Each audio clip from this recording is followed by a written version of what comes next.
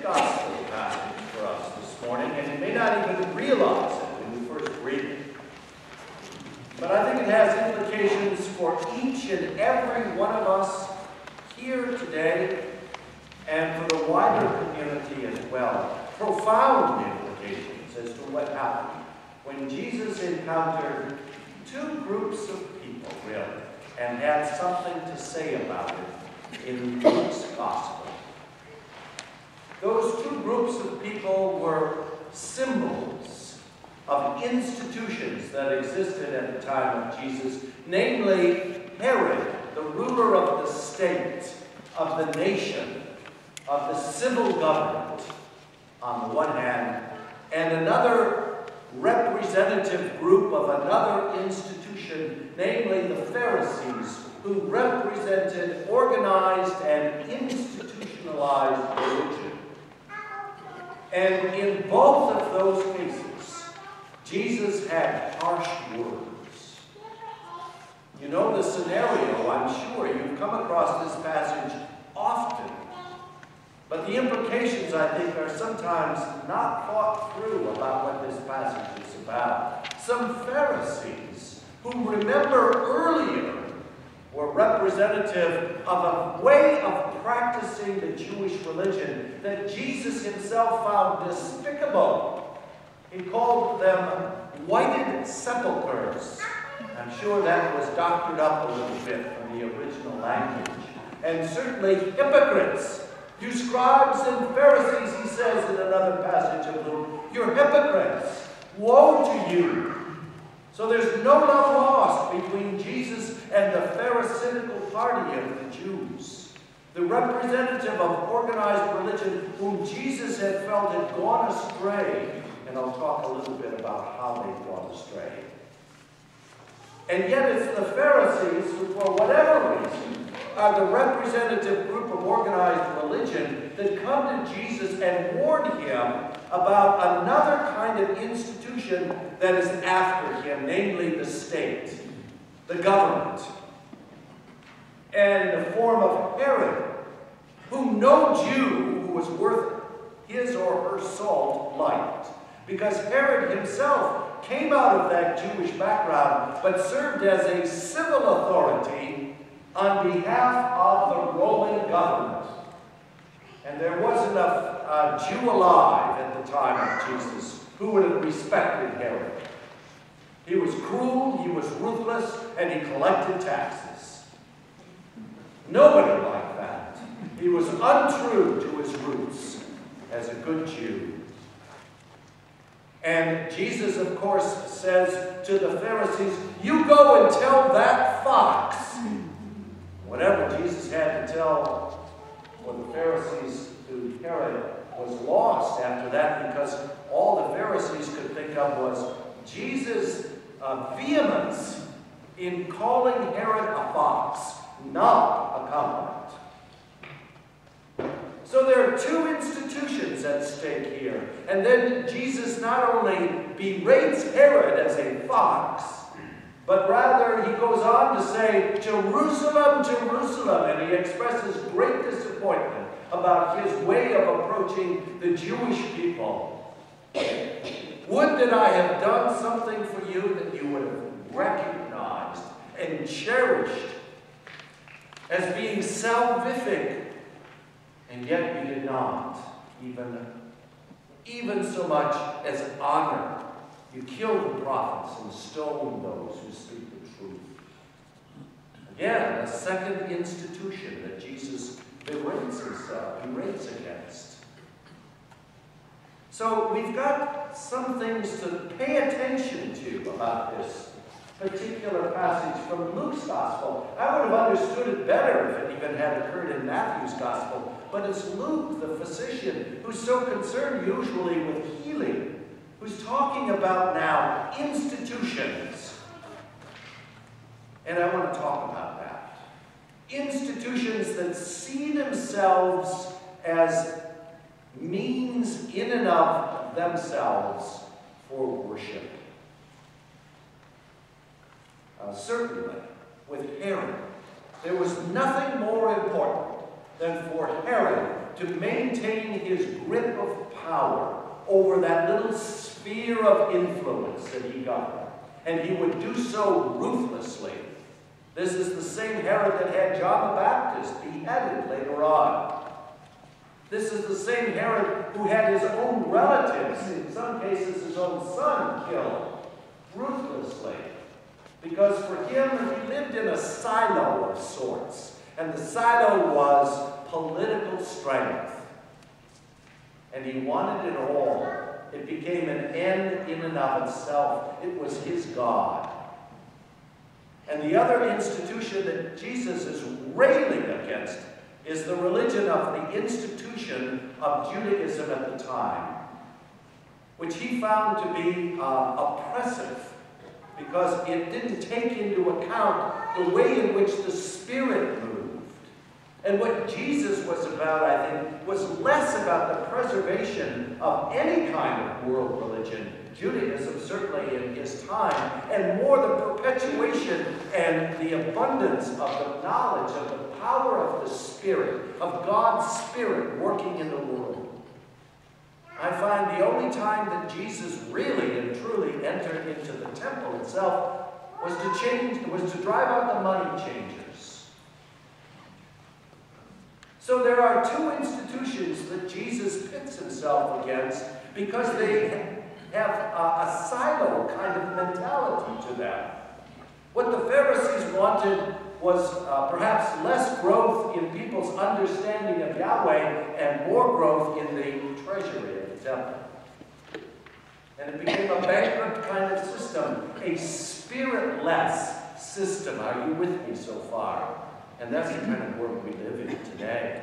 I find increasingly that it's not just for the institutions of politics and the church that we find people enclosed in living their lives in kind of a silo-like existence. And let me tell you what I'm talking about as one example of many. And that is the world of high-tech. The world of high-tech, as any institution, has developed its own language now in such a short period of time, 40 to 50 years. So much so that if someone were to tell me what high-tech was all about, I would have no understanding. I'd have to take a course in their language first. And so would you. I mean, what are these things called and why are they called that? The silo, you see, of high-tech is formed so quickly that it now has subsets to it. And if you're in a certain area of high-tech, hardware, for example, you usually don't quite understand what software is all about. All right? Now, it's easy to poke fun, I suppose, at high-tech, but we do it in all of the ways in which we live. Indeed, I want to say, to some extent or another, we all need to live in a silo because it shapes and forms our identity. If you're a medical doctor, or if you're a nurse, or if you're involved somehow in the practice of medicine and the healing arts, you need that silo in order to do certain things that advance the cause and the knowledge of physical healing. And that's good. It's just that we've developed these silos so much and to such a great extent that we can't communicate across silos. And if you can't communicate across silos, then you lose the spirit of it all. And that's what Jesus was railing against. It's not so much that there's anything wrong with people who are governors. But if they see that as an end in and of itself, then there is something wrong, Jesus is saying. There's not something wrong with people who are in charge of institutions of religion. But if you see that as an end in and of itself, then you've got some rethinking to do because there's no spirit that will emerge out of that over time. And I know that, and so do you, because some of you come from institutions, parishes, for example, whether they be Episcopal churches or Methodist churches or other denominations, that have seen better times, that have gotten so wrapped up in the institution institutional focus of the congregation. That the only reason why they're still in existence is because they've got a huge endowment. The Spirit has left them. And so have you. That's why you're here. You see how that works? Now, the same is true in any field. If you want to get into the field of medicine, for example, you can find that it's initially very, very exciting. But you get bogged down in all of the details of regulation and of learning the names of things that are about as long and as wide as this aisle. I don't know the names of some of these prescription drugs because I can't even pronounce them. You see how the Spirit can kill an institution if it reaches a certain level. And what we need to be aware of is that Jesus wanted the Spirit to pollinate those institutions, to move laterally, if you will, rather than vertically, so that we come together to form a community, and what you know about a certain aspect from your silo is shared with us so that there's a synergistic effect that takes place. You know that word synergy. It means that the sum is greater than the individual parts. The sum of the whole is what the Spirit is all about. It's about capturing a sense of energy and vitality and life that makes us a community of people who love one another, and the church who are bonded to one another by love of God and love of one another. That, to me, is what Jesus is about in today's gospel passage. It's why at first reading you just kind of look at it and you say, well, Jesus had some funny words to say about Herod. It was much deeper than that. Know where your God is what Jesus is really saying. Know where your God is, even in the church. Know where your God is in the marketplace. Know where your God is in the family.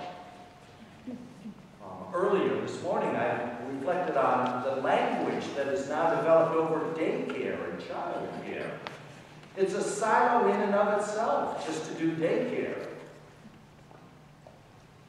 I think the role of Christians is to be able to work through, at some level, a basic knowledge of what's contained in those silos and appropriate that which is of God. Now, the final thing I want to say is, you can be very discouraged at that. I mean, it's very discouraging in some ways to turn on the evening news. But remember this, we live now in an age when that knowledge of what's contained in those other silos that can be used for our greater understanding of the cosmos and of God and of ourselves and of other human beings, that possibility has never been greater than right now in our lives. We have insights from astrophysics that were just simply not there when I was born. We have insights from medicine that are astounding, that weren't there 50, 20, 30, and 10 years ago. It's an amazing world in which we live if we see ourselves as being primarily interested in the spirituality of what's happening in our culture, in our world. Indeed, globalism certainly is an aspect of that. When I was in elementary school, I studied about islands like Mallorca as if they were in another planet. And now they're about a 6-hour airplane ride away. And go to islands like Mallorca today, easily, if you've got the money. It's a different world, and the Spirit, of course, is much more laterally defined. That is to say that if you just kind of get in touch and catch the Spirit, you'll be swept up in it all. It's a wonderful world in which to live. A wonderful time when we learn from others and have something to give to others about our own knowledge of those silos where we've been trained. And the silos are numerous. And that, I think, is the power of living in today's world. It's the power of being together as a community that, at least in potential terms, has never been greater. You can assemble a group of people now with knowledge from a variety of backgrounds and a variety of institutions, and they can come together and deepen their understanding of themselves, others, the world in which we live, and most importantly, of who God is. And that's breathtaking to people. May God be with us, each and every one of us, and may we appropriate those things that are of God and the way in which the Spirit is working in today's world. Amen. Now let us stand and say aloud together the nice and free.